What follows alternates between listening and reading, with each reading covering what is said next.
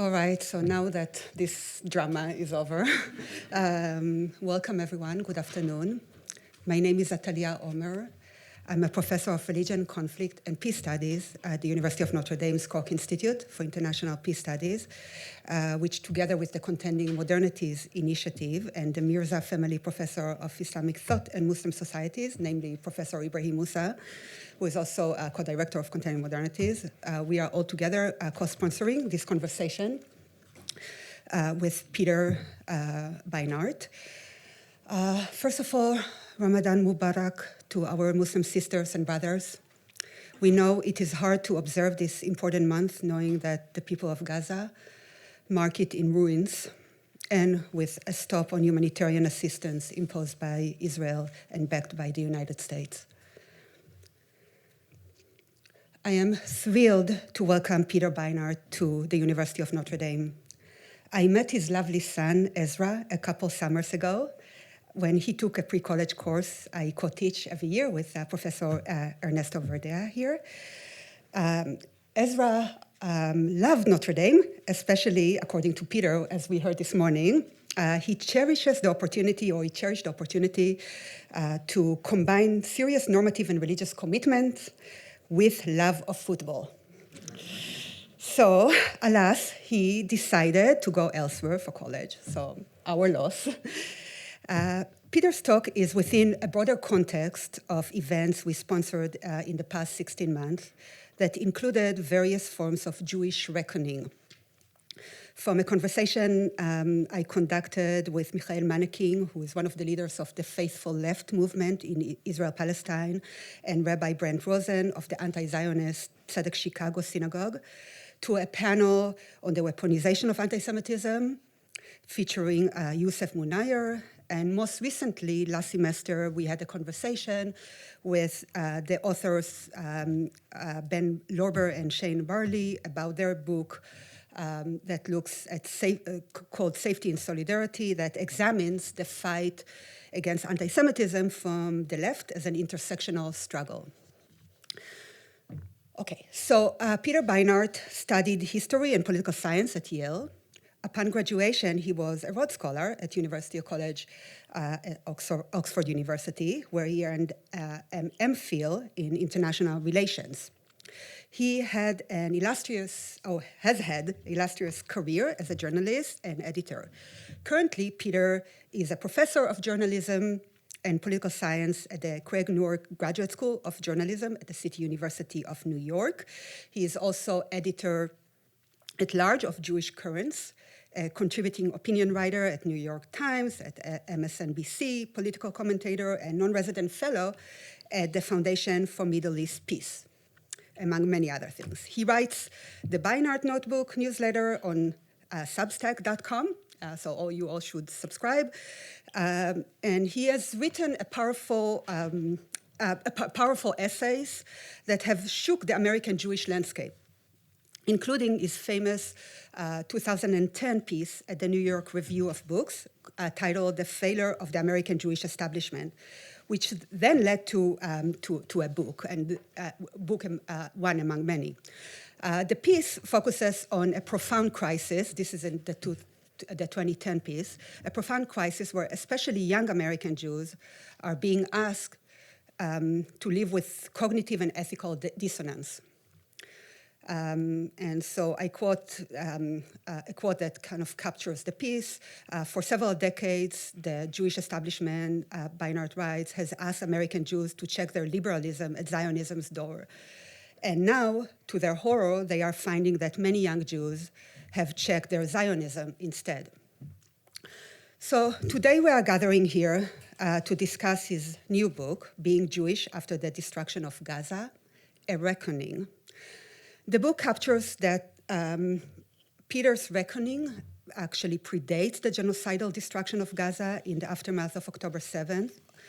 In the book, he tells us about his own process of unlearning a particular narrative of Jewish history that denies Palestinian humanity, dignity, and political rights. I am personally very familiar with this process of unlearning, which I trace in my ethnographic book that is titled Days of Awe, Reimagining Jewishness in Solidarity with Palestinians, that came out with Chicago University Press in 2019. So in this book, which is this ethnographic study, I examine not only the process by which mostly younger American Jews say with kind of generative ethical outrage, not in my name, and occupation is not my Judaism, don't weaponize my grief, and never again to anyone, and Jews cannot be free until Palestinians are free. They also ask the constructive question, if occupation is not my Judaism, what is my Judaism? They imagine it through accountability to Palestinians. And in this process, they also retrieve alternative Jewish ethical traditions and resources to think with, as Peter does in this book.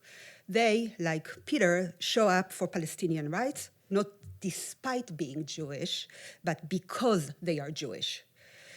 This is what we will discuss today, and with the added urgency of wrestling with the 16 months of the destruction of Gaza, the destruction of its infrastructure of life, including, since we are in a university, including its universities, what is referred to as scholasticide. At the same time that under greenlighting from the United States, Israel works toward a de facto annexation of the West Bank and ethnic cleansing of Gaza, the film No Other Land, which we will screen tomorrow here at DPAC, so get your tickets, it's at 7:30. The film won the Oscar for Best Documentary. It tells the story of resistance in Masafayata.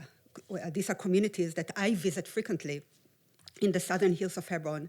And when I visit, I join Jewish Israelis and internationals who do protective presence works of co-resistance there.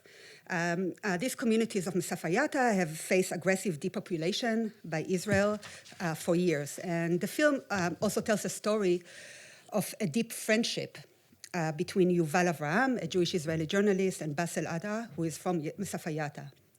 In the film, Basel tells us, the viewers, I quote, "I started to film when we started to end."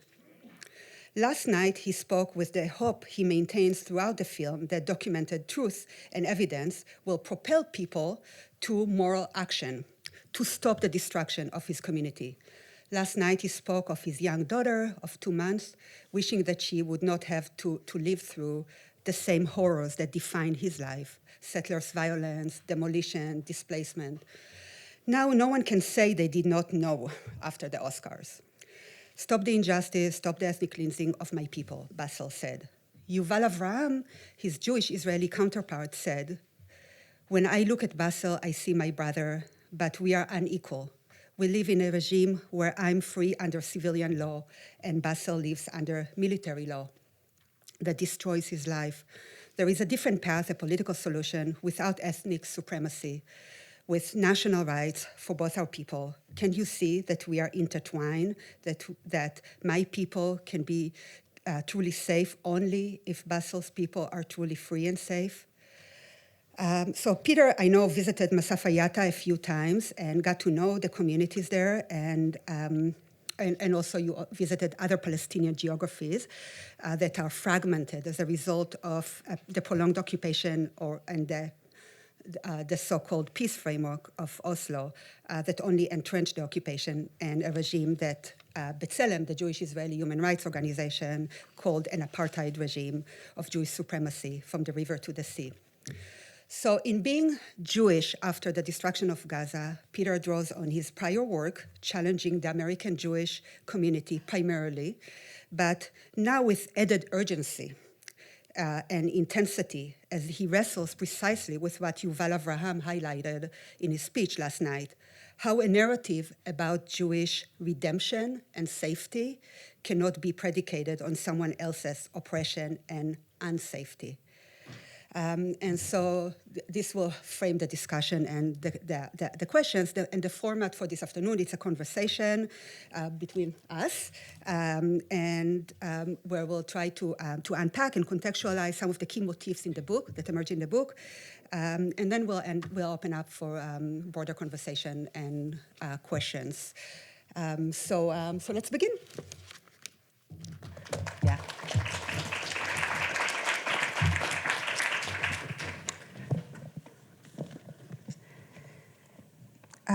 Okay, so I'm going to be very kind of I meditated on the table of content, which I always do when I read books, because they're just even meditating on the table of content, it tells you so much about what the book is about. In the prologue to the book, you write, and I quote, "From the destruction of the Second Temple to the expulsion from Spain to the Holocaust, Jews have told new stories to answer the horrors we endured.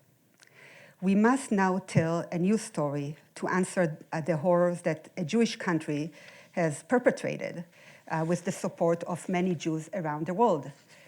Its central element should be this, of the central element of the new story.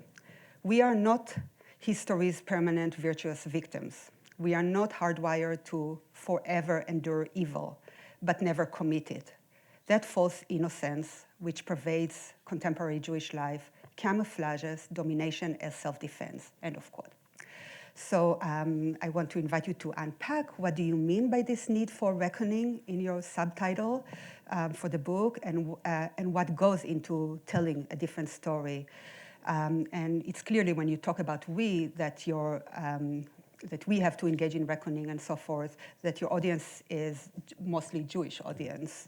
But I would like to ask you to also reflect or address right at the beginning of this conversation today, the significance of having this conversation, and now in a primarily Catholic context here at the University of Notre Dame, as it also wrestles with the church's legacy of anti-Semitism. And so basically, think of the audience. Yes, yeah. Well, thank you. First, it's a great honor to be here with Atalia, whose work I so deeply admire, and also to be at Notre Dame because actually it was such a special place for my son, particularly as a kid who goes to an Orthodox synagogue coming from Jewish day school to an overwhelmingly Catholic environment, and the sense of excitement that he felt in being with kids from very different backgrounds who also many of them took their religious beliefs seriously, and also the incredibly kind way in which Atalia helped him on a fast day in the middle of the summer, and that for him, he thought, well, if Catholics can integrate football and religion, why can't Jews do this too? I think this may now be his big project. But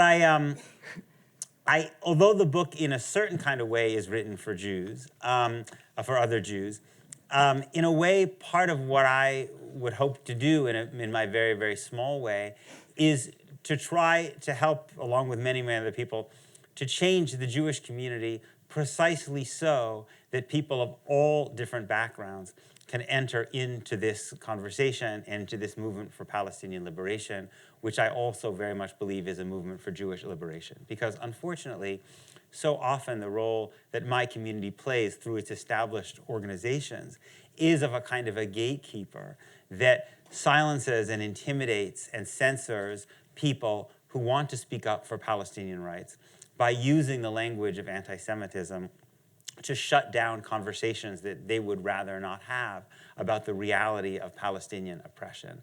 And to me, it's deeply upsetting to see the way in which the power of the language of anti-Semitism, which many people, in a way, the more decent a person you are, the more you're going to fear being called anti-Semitic, right? The more you're going to not want to be associated with bigotry, especially a bigotry that has manifested itself in the Holocaust, right? But for many, to kind of trade on the power of this term anti-Semitism in order to justify a system of oppression, it seems to me is really morally completely perverse, right? I mean, anti-Semitism was wrong most fundamentally because it was the denial of human equality, right? So to use the language of anti-Semitism to defend a system of human inequality and to silence people who are struggling for human equality seems to me a terrible kind of inversion of Jewish history. And I think this movement for Palestinian freedom can, if it's become a kind of great moral movement in the tradition of the anti-apartheid movement, the civil rights movement, has to be able to draw from people of all different backgrounds who bring their family and national and religious stories from their communities, whether it's a Catholic social justice tradition and the tradition of Doris Day and the Berrigans. It has to funnel into this movement, right? And that's what I would like to see. I also just wanted to say, before saying something about the story, that I'm always conscious when I speak about this topic that not just that there might be people in the room who disagree with me, but that I actually very much hope that there are people in the room who disagree with me. To me, when you go to listen to someone that you disagree with, you're actually bestowing a kind of tremendous gift on that person, because so often people remain in their silos. And so it's always really important to me to say that if you are the person in this room who, from whatever perspective, really most strongly disagrees with me, I'm very, very grateful that you're here, and I hope I have a chance to engage with you. One of my favorite lines from the Mishnah is from Pirkei Avot, which says, "Who is wise? The one who learns from all people." And I feel like the person who travels the greatest ideological distance to listen to someone is showing the greatest degree of wisdom.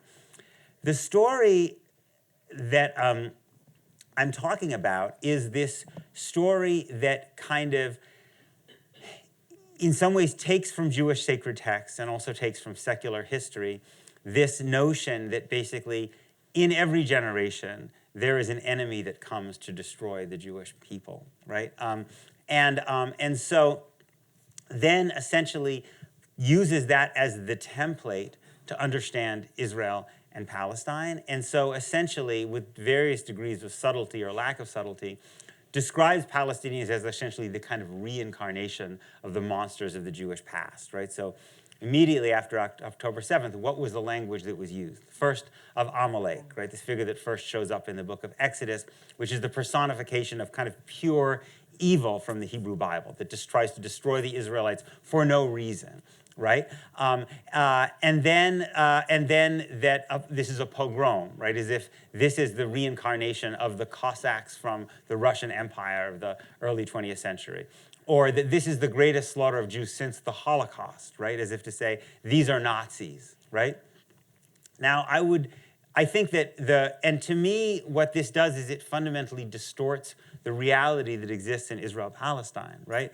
October 7th was an act of horrifying violence. I think it was a war crime. To target civilians like this, I think, is, for me, profoundly morally wrong. And October 7th for me was really one of the darkest days of my entire life. But in order to understand October 7th, and in order to try to make sure that there are no more future October 7ths, one has to have a diagnosis of what the conditions in Israel-Palestine are like that actually looks at Palestinians for who they are, as their own group of people, rather than refracting them through this lens in which Jews are always the permanent victims and always basically in a situation of being victimized, right? Yes, many Israeli Jews were victimized on October 7th, but the legal structure in Israel-Palestine, right, is one of, as what B'Tselem calls it, Jewish supremacy, right, in which Jews have full legal rights, as Yuval Abraham said, and Palestinians, to various degrees, all have a series of lesser rights.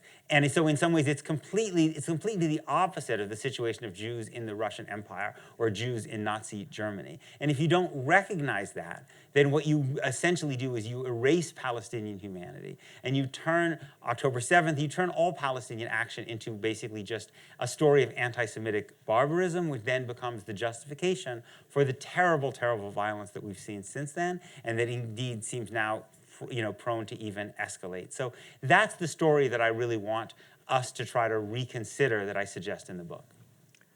Great, thank you. So let's kind of continue deeper into the book where you describe, and I think it will be very generative to share with this audience how and when in your life you learned about the Nakba, so what Palestinians refer to as their catastrophe of becoming uprooted. So often it refers to the period of 1947 to 1949, but Palestinians also experience the Nakba is ongoing. But it's an ongoing process of displacement, domination, and denial.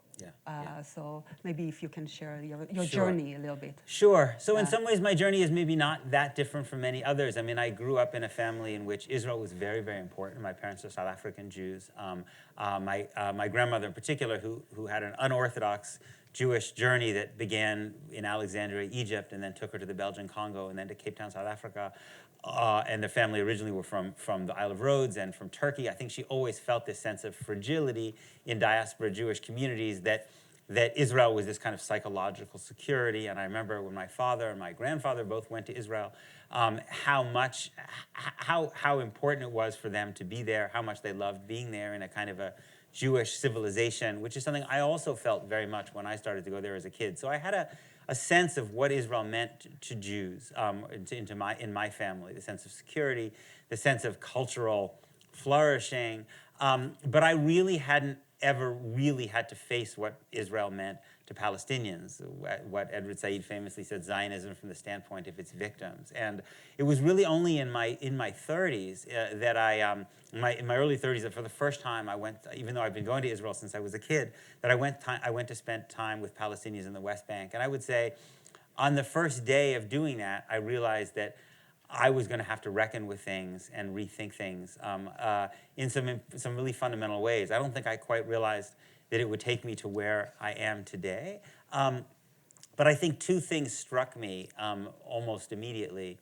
The first thing was that although I kind of had a vague sense that, that life of Palestinians wasn't great, I was unprepared for the level of brutality of a system in which people essentially live under the control of a state that is just completely unaccountable to them, right? The state can really do whatever it wants to you, and with no consequence, because you don't have citizenship. You can't become a citizen. You can't vote for the government that has life and death power over you. You don't live under civil law. You don't have free movement. And so I began to, states are very violent things. The only things that protect us from states is that we have these kind of rights where we could potentially vote people out of office, or we could, get someone fired, or we could have a lawsuit. If you don't have any of those things, right? And especially when you live alongside neighbors who do, Jewish settlers who do have all these rights, right? I began to imagine that, what it might have been like in Mississippi in the 1950s, right? Where basically in every interaction with your white neighbors, you lose. And whatever the state wants to take from you, your land, your liberty, your money, your life, it can do so, right? And so that sense of fear and brutality was something that I had never really encountered. And then the second thing that I was forced to reckon with was the way in which I don't think that was the level of the degree of dehumanization that I had internalized vis-a-vis Palestinians. I certainly didn't think of myself that way. I thought of myself as someone who was pretty liberal. But the truth is that I had grown up in an environment in which Palestinians were always talked about but never listened to, and always talked about as a kind of collective, like as a kind of faceless, threatening collective, not as an individual group of human beings. And it was meeting individual human beings that made me realize, with this kind of sense of, I guess, a little bit degree of shame, the degree to which I was unprepared for Palestinian humanity, because I had not been raised necessarily to think of Palestinians as fully human, even though I didn't think in those terms beforehand. And so I think it was those experiences that led me to realize that I just had a great deal to learn, and I'm very, very, although my book is rooted in Jewish tradition and in some ways is part of an effort for me of re-exploration of what it means to be Jewish, I also feel like in many ways my teachers in the work that I've done since and in this book have been Palestinians, from whom I have learned so much that has helped me rethink the way I understand being a Jew. Yeah, great, thank you. So moving on to chapter 1. Which is where you, in particular, first of all, it's titled, "They Tried to Kill Us, We Survived, Let's Eat." We can reflect on that title in a second. So in this chapter, you take the reader through the Jewish liturgical year a little bit. You focus on a few holidays. I wonder if you can also walk us through your rereading of the Jewish tradition that is happening in chapter 1. You are doing, you are rereading it in relation to your commitment, grounded in your Jewish framework, and this recognition of accountability to Palestinians and Palestinian humanity, human rights and dignity. So I'm thinking in particular about your engagement with the upcoming holiday of Purim, since it's really just around the corner, and it's very important, the story of Esther, and also connected to Amalek in some ways. And how are you rereading it? How you are challenging kind of dominant ways of engaging with the story of Purim, and especially as your rereading of the story of Purim. But you can also pick some of the other holidays that you're mentioning there. But I'm thinking especially about Purim because this is where revengeful motifs come into play, like the Amalek story, because Haman, who is, well, you can talk about that. So. Yeah. So many of you may know the story of the book of Esther, which Jews read on the holiday of Purim, which is... Probably not, maybe. Oh, okay. So. On the holiday of Purim, Jews read the book of Esther. The book of Esther is the story of the Jews of Persia, and this figure emerges underneath the king, whose name is Haman, and he wants to kill the Jews. And then Esther, the heroine, who is the queen, through a series of kind of daring maneuvers, in conjunction with her uncle Mordecai, who's the leader of the Jewish community, managed to turn the king against Haman and save the Jews. And certainly in American Jewish communities, in mainstream American Jewish communities, that is really the way the story is told. And so this is why you have this joke that exists in Jewish spaces, that every Jewish holiday has the same plot. They tried to kill us, we survived, let's eat. Right? As if this is what these stories are all about, right? People think about Passover, they think about Hanukkah, they think about Purim in this narrative, right? But the story of Purim is, the book of Esther is much more complicated than that, right? Because actually, the king actually, what the king does is he turns his signet ring. He basically hands power over to Mordecai, the leader of the Jewish community. And then the book of Esther ends with a massacre by Mordecai and his Jewish kinsmen of Haman's people. A massacre of 75,000 people, we're told, right? And this is actually the origins of the celebration of Purim, right? It's not just the Jewish survival, it's also this act of violence, of Jewish violence. And the point that now there are Jewish communities on the right, I think particularly in Israel, but also in the United States, that actually glory in this, right? But I think the more typical American Jewish story is just to ignore it altogether. Right? To not reckon with this and to place it within this mevtif of the kind of virtuous victim story, right? Which is also the way I think that people narrate the story of Hanukkah, right? Which is you learn as a Jewish kid that the Syrian Greeks and the Emperor Antiochus would not let the Jews practice their religion, but these valiant Maccabee family, they rose up and they restored Jewish sovereignty and they rededicated the temple, and then that's the end of the story, right? But in fact, the Maccabees become the Hasmonean dynasty, right? It's actually a very oppressive set of rulers. The Talmud is actually very negative about Hanukkah, kind of because of their understanding of what the Hasmoneans did. And my point is that we tend to cut off these stories in our sacred texts at precisely the point that they might help us reckon with the Jewish capacity to be victimizers as opposed to be victims, right? In a way, we shut them, they depict us in our full humanity. Doesn't mean that the Jewish texts are always condemning these acts of violence, right? But they are acknowledging their capacity, right? And then the Jewish tradition of commentary allows us to have a whole range of commentary on Midrash on these stories. And that's what I think we should be doing today, which might allow us to think about the way in which Jews can be in many different roles, right? Not only the role of the oppressed, not only the role of the victim. And so I think there is a connection between what we don't see and don't reckon with at the end of the book of Esther with what we refuse to see and reckon with so often in our organized communal space vis-a-vis Palestinians and vis-a-vis Gaza, right? And essentially, that is essentially blocked out of the story, right? Because it doesn't fit the template that we're imposing on it. Great, thank you. So at this point, I think maybe it will be good to and you alluded to it earlier in talking about kind of the kind of Manichaean way of the discourse, but in the book you examine, you interrogate the analogies such and categories such as apartheid, pogroms that you mentioned already. So I wonder if you can talk a bit about that, maybe about, for instance, that with more details about the pogrom concept of how it's deployed in the current moment. Right. I mean, what I try to suggest in the book is that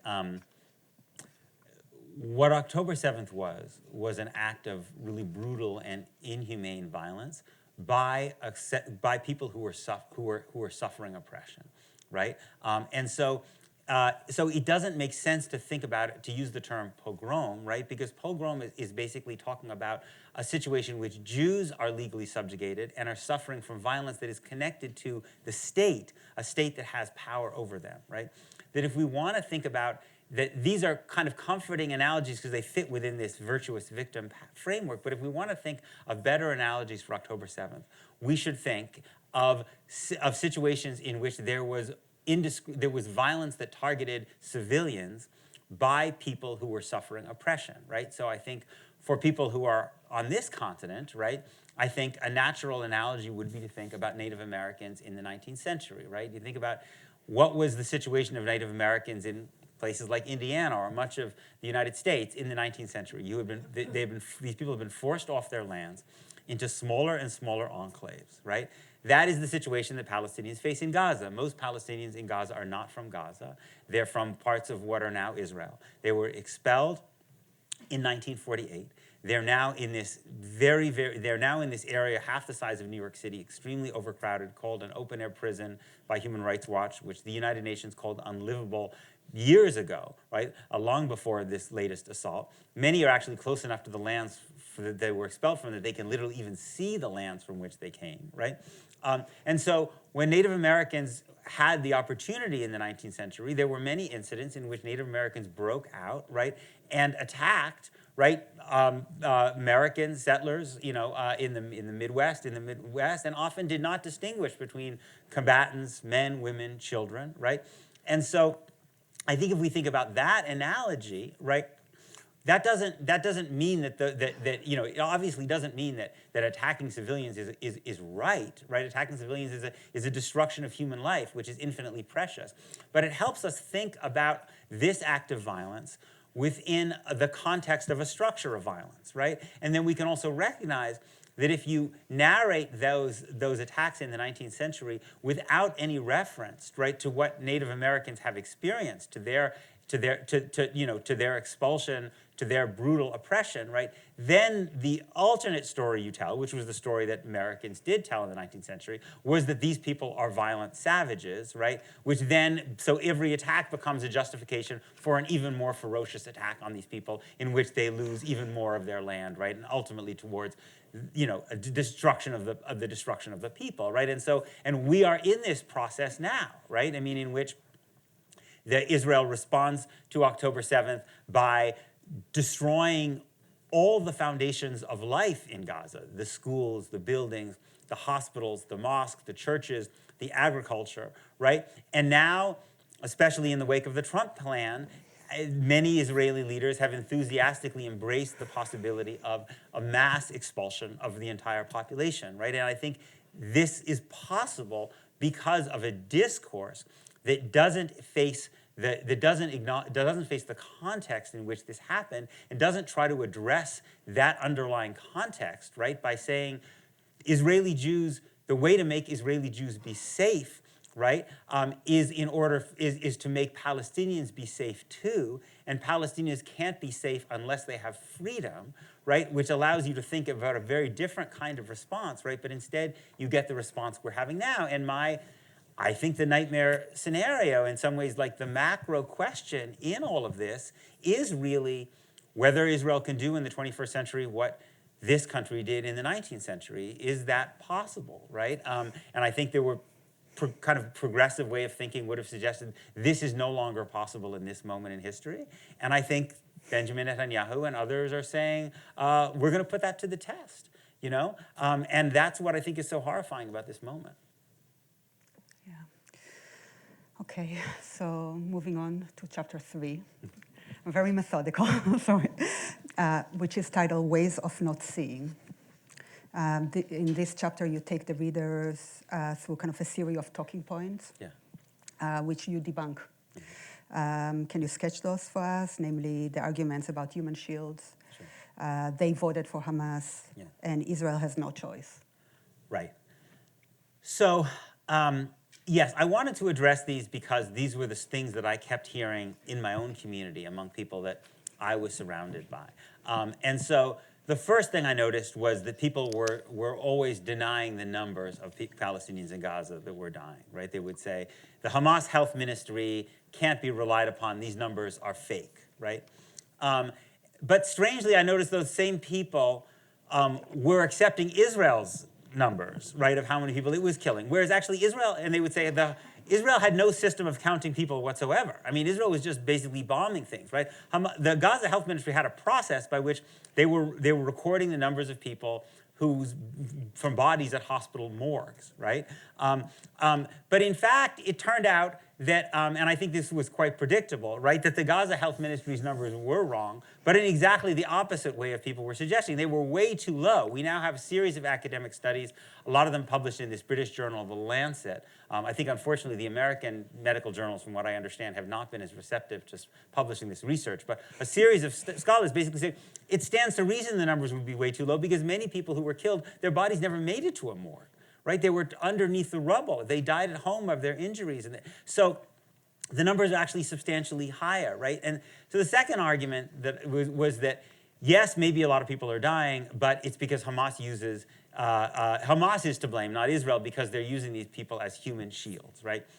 But and it's true, Hamas fights from within the civilian population, which makes it basically just like other guerrilla groups, right? I mean, how do the American revolutionaries fight, right? No guerrilla force puts on a brightly colored uniform, goes out into an open field and says, here we are, right? The Viet Cong didn't fight the United States that way. In fact, they built a massive network of tunnels, just like Hamas did, because they were being bombed from the Air Force, and so they built tunnels underneath, right? So when you're fighting a guerrilla force that's embedded in with the civilian population, international law does not allow you to say, we think there's some fighters in this building so we can destroy the apartment building or we can destroy the hospital, right? It still requires from you proportionate response. And if it didn't, right, if you did have the right to destroy an entire building because there were military people there, then Hamas would be justified in blowing up apartment buildings all over Israel, because many apartment buildings in Israel house high-ranking military leaders, including generals. The Kiryat, Israel's military headquarters, is not in a remote location. It's in downtown Tel Aviv. It's surrounded by schools and other civilian infrastructure, right? So the logic, again, kind of falls apart when you start to, and in fact, one of the things I noticed for the book is that one of the first things that Russia said when it invaded Ukraine was that the Ukrainians were using the civilian population in Kiev as human shields. One of the things that the United States said in Vietnam was that the Viet Cong were using the Vietnamese as human shields. The Saudis said it about Yemen. Every group, every force that kills a lot of civilians uses the same argument. And the Jewish community doesn't give those arguments the time of day. The people who brought this up in this context, I think, would have seen through the transparency of that. Anyway, the third argument is that they voted for Hamas, right? First of all, these parliamentary elections that happened in 2006, in which Hamas won a plurality of the vote and a majority of the seats in the Palestinian parliamentary elections, were not just held in Gaza. Like people seem to just not really remember that. The vote was in the West Bank, East Jerusalem, and Gaza. So presumably, by this logic, all of those people are now fair game to be killed, right? Because it wasn't just Gaza, right? But in fact, right, I mean, the polling shows pretty clearly that people voted for Hamas because Fatah had been in power for 10 years. It was corrupt. There wasn't law and order. Hamas was considered less corrupt. They were the alternative that people could vote for when they didn't like the people in power, right? And Again, many of the people in Gaza were not old enough to vote in that election, were not even born, right? So what kind of moral logic suggests that because there was a vote, there was a vote in 2006 that all of a sudden those people now, their lives become disposable today, right?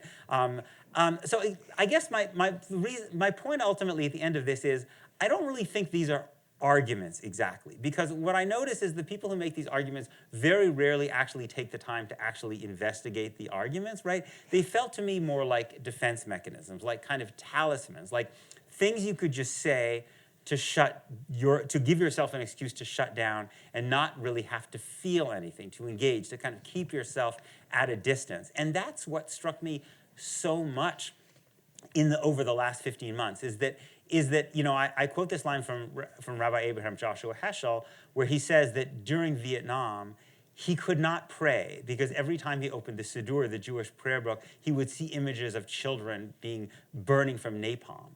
And I thought, this is a kind of sense of kind of feeling about suffering that these talking points allow you to never have to endure, right? They're exactly the opposite. They're a way of kind of distancing yourself and of kind of like managing to sequester off your own qualities of empathy and compassion and care by giving yourself a kind of an excuse. And that's the role that I think these talking points really play in our conversation. Thank you. And so you conclude these same chapters, Ways of Not Seeing, with a quote from one of my personal heroes, Hannah Arendt. And so the quote is, "The greatness of these people," referring to Jews, "was once that it believed in God, and now this people believes only in itself," what she wrote or said in 1963. So drawing on this, or in relation to this quote from Arendt, can you speak of how you thread into your analysis the discussion of avodah zarah, or Yes. idolatry? Yes, thank you. So the argument that I kind of make at the end of the book, which is really picked up from an Orthodox Israeli social critic named Yeshayahu Leibovitz, is that the state of Israel is functioning as an idol, right? An idol is anything you worship that is human-made, right? And so the conversation, and so you notice this in a number of ways, right? You notice that in the American Jewish community, and I think around the world, right? Very frequently the test of whether you are a Jew in good standing, right, is not whether you believe in the authority of the Torah, not whether you keep Shabbat, not whether you keep kosher, none of these traditional markers based on Jewish law, but whether you support the state, right? And not just actually support, and this plays itself in very strange ways, so that basically, if you are deemed to be someone who's against the state, you forfeit your definition as a Jew, right? And that's why you have these really strange dynamics that emerge.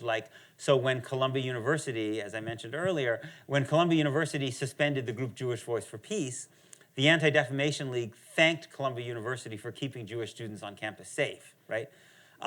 But it had just suspended a group of Jewish students, right? So when Dartmouth College called in the New Hampshire police and they arrested the students and they threw to the ground the former head of the Jewish Studies program, the Anti-Defamation League thanked the president, again, for keeping Jews safe. Well, not that Jewish lady, right? Just got thrown to the ground by the police. But essentially, in this definition, those people aren't really Jews, right? Because they're against the state, right?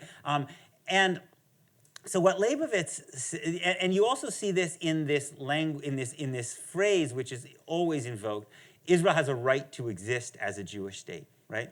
And the point that Leibovitz made was that that in Jewish tradition, human beings have a right to exist because human beings are created in the image of God. All human beings, right? Heschel said that the only thing created in the image of God is the human being, every human being, right? And so based on that analysis, Leibovitz says a state is an instrument for the protection of human life and for human flourishing. And it has only conditional value. It has no unconditional value, right? Its value is dependent on how good a job it does in protecting the lives of the people under its control. And if it radically fails in that effort, it should be rethought, right? And to me, idolatry is when you say, Israel has an unconditional right to exist as a Jewish state with this particular political system, right? But the rights of Palestinians to exist, the rights of the children of Gaza to exist, right? That is negotiable. That can be violated, right? And so it's the elevation of the state above the human being that makes this idolatry. Yeah, and so skipping to the final chapter where you bring Yeshayahu Leibovich into the analysis in relation. I mean, you titled the chapter Korach's Children. So who was Korach and how he connects to Yeshayahu Leibovich, which, by the way, I actually knew as a little girl. Oh, wow. So okay. I had the honor to meet him. Fascinating. He's a fascinating figure. So Korach is, again, you may know, because I know we're an institution where people read the Bible. Korach is this figure who emerges in the book of Numbers once the Israelites' journey from towards the Promised Land has already gone seriously wrong in a variety of ways, and Moses is having more and more trouble. And Korach basically and his followers rebel against the leadership of Moses and Aaron. And Korach famously says, why do you hold yourself above the congregation as if only you are holy? I'm paraphrasing. All of the people are holy, right? It doesn't sound like such a bad thing to say. It sounds like a great kind of populist kind of line. But so Leibovitz's interpretation of why this was bad, right, is that Korach says that the people are inherently holy, right? Whereas that in fact, that people are holy, the Jewish people or the Israelites are holy to the degree that they follow law. Right? And so that there's nothing inherently holy about the Israelites or about Jews, that essentially chosenness, right, doesn't mean any inherent holiness or virtue. Chosenness is a series of obligations, right? And to the degree one moves closer to meeting those obligations, one has a greater degree of holiness, right? But the danger is thinking that there's something inherently holy about this group of people just because of who they are, right? That in a modern language, we might call this a kind of an exceptionalism, right? We can see it with American exceptionalism. It's like America is virtuous in the world because we're America. Right? And I think what Leibovitz was critiquing was a kind of, and associated with Korach, was a kind of Jewish exceptionalism, which makes a version of that argument, right? Rather than seeing that you have to aspire to laws and you are fallible, right? And I think that this discourse, you can see this discourse a lot when it comes to Israel. It's essentially to say, when the organized American Jewish community talks about other states, right, we recognize that they should conform to international law. In fact, the American Jewish community was quite vigorous in its support for war crimes prosecutions against leaders in the former Yugoslavia or in Rwanda, right? But when it comes to Israel, right, Israel is self-justifying, right? It's impossible to imagine a circumstance in which Israel should be held accountable under international law, and that because essentially the virtue is inherent in the state, and whatever it does is inherently virtuous. And what you notice with the organized American Jewish community is there's no external standard against which Israel is judged. Whatever Israel just simply acts, and then the institutional American Jewish community comes up with a set of post hoc justifications of why that's justified, right? So I'm old enough to remember when the thing that American Jewish organizations used to say was, Israel really, really wants to create a Palestinian state, but the Palestinians won't accept one because they never miss an opportunity to miss an opportunity, right? But then all of a sudden you have Israeli governments in the last 15 years that are very adamantly, emphatically, explicitly opposed to a Palestinian state. And all of a sudden the argument becomes, of course they don't want a Palestinian state. How could you possibly support a Palestinian state? It's way too dangerous, right? Or now we have the situation where people were accusing Israel of restricting humanitarian aid, right? And so the line from the organized American Jewish community was, that's ridiculous, that's a slander, that's anti-Semitic blood libel, look at how many trucks are coming in, they're facilitating all, it's just that Hamas is stealing it all, right? And so now, the Israeli government literally explicitly says, we will allow no humanitarian aid. And people say, well, of course they're not allowing in humanitarian aid. How could you allow them to give humanitarian aid given that Hamas is going to take it all? And besides, they have plenty of food anyway because they've been getting trucks now during the ceasefire, right? So it's like, it's this unwillingness to have any independent moral standard, right, against which you judge Israel's behavior that is what I mean when I talk about us being Korach's children. Powerful. And so actually connected to this, moving a little back to the chapter that you titled The New Anti-Semitism, because it connects to how this spin happens, actually. So what do you mean by that, the new anti-Semitism? And I just kind of want to invite you to specifically unpack one quote from page 86. You write, "If conflating Israel and Judaism is a terrible way to defend Jews, it's an effective way to discredit Palestinians because it turns Palestinian opposition to Zionism from a natural response to oppression into a form of bigotry," end of quote. So so what is this new anti-Semitism? What do you mean by this quote? And also, how do you connect it to kind of the atmosphere on campuses here in the US in reference to pro-Palestinian mobilization? Thanks. So the new anti-Semitism is the title of a book that's written by two officials from the Anti-Defamation League in the 1970s. And the argument is essentially that the anti-Semitism used to be much stronger on the right, but now we find that it's equally strong on the left, right? And so this is because in the middle of the 20th century, the organized American Jewish community mostly describing anti-Semitism as connected in with other kinds of bigotries and stemming from the right, right? And so this is part of the justification for why American Jewish organizations support the civil rights movement. The basic idea is that like anti-black bigotry is kind of connected to anti-Semitism, and you should fight against all of them together, and that anti-Semitism is really a kind of comes from an authoritarian kind of hierarchical perspective in society in which certain groups should be on top and certain groups should be on bottom, right? And so that tends to be an idea that's associated with the right. But in the 1970s, the American Jewish organizations kind of pivot when the civil rights movement is over to really focusing on the defense of Israel, and they see that there's a lot of criticism now coming of Israel from the left after the 1967 war, when Israel takes control of all these millions of Palestinians who it holds under military law. The Soviet Union turns against Israel after 1967. You see groups in the developing world, post-colonial states, becoming critical of Israel. You see groups in the United States like Students for Democratic Society and Student Nonviolent Coordinating Committee. And so this new discourse emerges called the new anti-Semitism. The argument is that this new anti-Semitism of the left is not focused on Jews as individuals, it's focused on the Jewish state. That's the way. So one of the phrases they use is that Israel is the Jew of the nation. So essentially, Israel is experiencing as a state what Jews have experienced as individuals, right?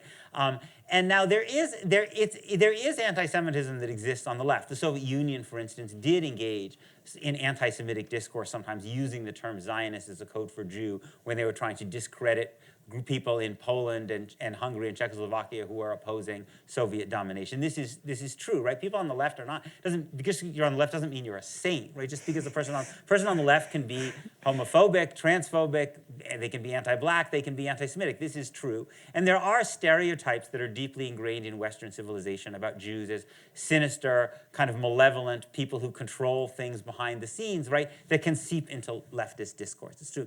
But in fact, if you look at the academic evidence we have about anti-Semitic attitudes, I say the academic evidence, right? Not the evidence from the Anti-Defamation League, right? Because the Anti-Defamation League defines anti-Zionism as anti-Semitism. So they code as anti-Semitic basically all forms of kind of pro-Palestinian rhetorical expression. But if you look at academics who study anti-Semitism as it's more traditionally defined, like hostility to Jews as Jews, like just thermometer tests. How do you feel about Jews? Like, do you think Jews are loyal to America? Do you think they stick together too much? Can you trust them? These kind of older traditions, you find that it's far, far higher. They're particularly, I cite the work of a guy at Tufts named Eitan Hirsch and Laura Roden at Harvard. It's far, far higher on the right than it is on the left.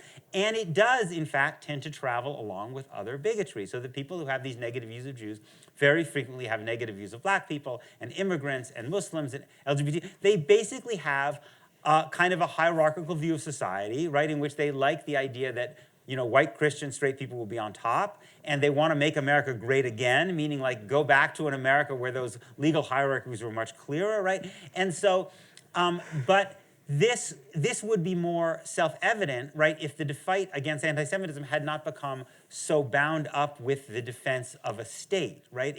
It's almost, I sometimes imagine, as if imagine if like the NAACP had defined the fight against anti-black racism as requiring them to defend the actions of Nigeria, Kenya, Zimbabwe, Somalia, right?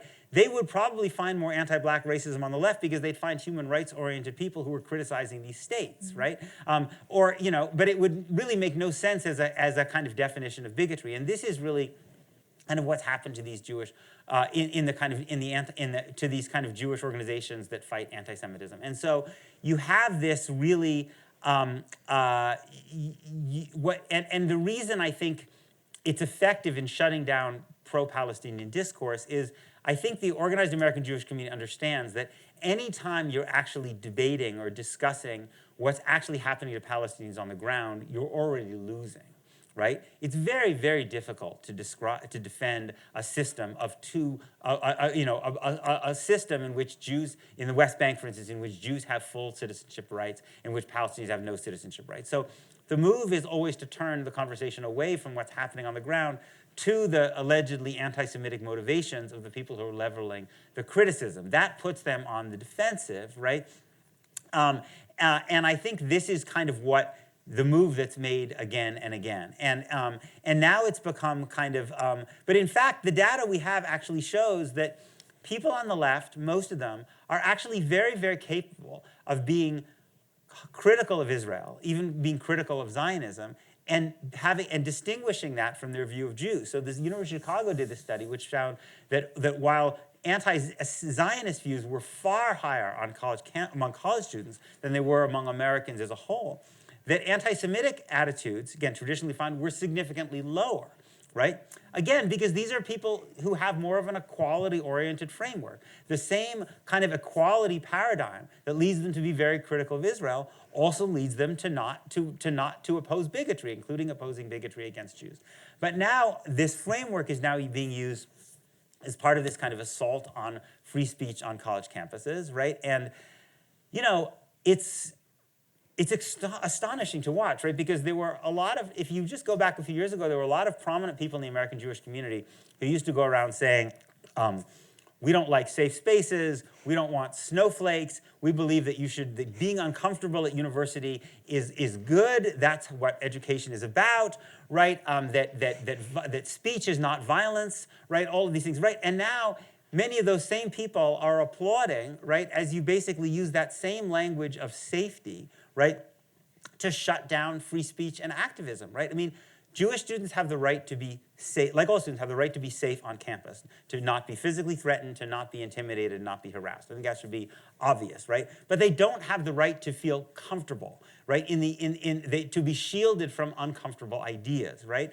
That part of what a university is supposed to do is take kids who come from a very particular milieu and expose them to ideas that are uncomfortable for them, right? So just as you could come to a university, I imagine there's some kids who come to this university from environments where they want a very particular view about abortion and LGBT rights, and then you come into a university and you are made uncomfortable by hearing very, very different points of view, right? That's education, right? And so there are many Jewish students who come from environments where in very, very Zionistic environments, and it's uncomfortable to hear people call Israel an apartheid state, to hear it called settler colonial, all of these things, right? But the right response for a university is to say, let's curate that discourse, right? Let's have that conversation, right? Not let's censor, punish, suspend, expel, criminalize the students and faculty who are actually trying to bring this discourse. And the irony, and then I'll stop because I'm going on too long, is that in order to abide by this definition of anti-Semitism, which is being pushed by the Anti-Defamation League and other groups, one of the things that universities have to do is completely sideline their own scholars of anti-Semitism. Because in fact, the people who study anti-Semitism on campus, most of whom tend to be Jewish, actually overwhelmingly do not abide by do not agree with the definition of anti-Semitism that is being pushed by the American Jewish organizations, because it's from a scholarly perspective, it's junk. It's worthless, right? So when these campuses when they create anti-Semitism commissions to study anti-Semitism on campus, which are basically designed to keep politicians and donors and Jewish organizations happy, They can't hire their own Jewish faculty who study anti-Semitism to be on the anti-Semitism task forces because these people actually know too much about anti-Semitism and what really is and isn't anti-Semitism. So those people get left off the committee. So at the University of Pennsylvania, the guy who was in charge of the anti-Semitism task force is the head of the dental school, right? I'm sure he's a lovely man, right? But he's a dentist. I'm sorry. At UCLA, it's a guy who studies real estate finance. At these very universities, you have Jewish scholars who study anti-Semitism, but they can't be put on the committee because their definition of anti-Semitism won't fulfill the purpose of these task forces, which is to create a pretext for censoring and shutting down pro-Palestinian speech. Okay, amazing. So I'm going to ask one more question, and then we'll open up for a conversation with the audience. And the question is partly because you are such you're a public intellectual, you are visible. So there were like reviews and critiques of the book before the book was even out, or maybe like a second later. And one that I wanted to just invite you to reflect on, just kind of to put everything on the table in some respects, is by Brent Rosen, who was we hosted him. Rabbi Brent Rosen, we hosted him here last year, as I mentioned, and he wrote a very respectful critique, and he writes there that you expertly dismantle pro-Israel propaganda, which we heard a little bit about earlier, but that he doesn't feel that you adequately reckon with genocide. So how do you respond to Brent? Yeah. So, I mean, it is true that for the most part in the book, I don't use the term genocide. It was partly because the book was written before the Amnesty International report. There were some scholars like Raz Siegel who had used that term very early on, but there were others who I follow, like Omer Bartov, for instance, at Brown, who didn't come to that later. But also, I think this was partly because, I think I do spend a fair amount of time in the book detailing the horror and destruction of what Israel has done in Gaza. But for the audience that I was trying to reach, my strategy is generally to try to avoid terms that I know are going to shut people down, and instead try to simply describe at a human level what's actually happening. Because I feel like what happens is these terms become kind of bugaboos for people that allow them to actually focus on the term itself, rather than focusing on the individual people. So one of the things I do in the book is and this came from a really remarkable piece that the New York Times did, where the New York Times followed all of the graduating class from the dental school of one of Gaza's universities, and what had happened to them, right? The experience of each of these people as a result of Israel's assault on Gaza. So I tried to describe that and describe the number of universities that have been destroyed. And I felt like that would be a more effective way for me of trying to reach a Jewish audience and make them feel what had happened. But I can understand why, from Brandt's perspective, he might have wished that I had used the term genocide more. It is now a term I use more in my writing and speech now, again, partly because I feel like I have more academic experts that I can rely on and cite if I'm challenged on it. Yeah, and this is really important because, in a sense, we conclude this part of the conversation where we started, which is about the question of audience. Yes.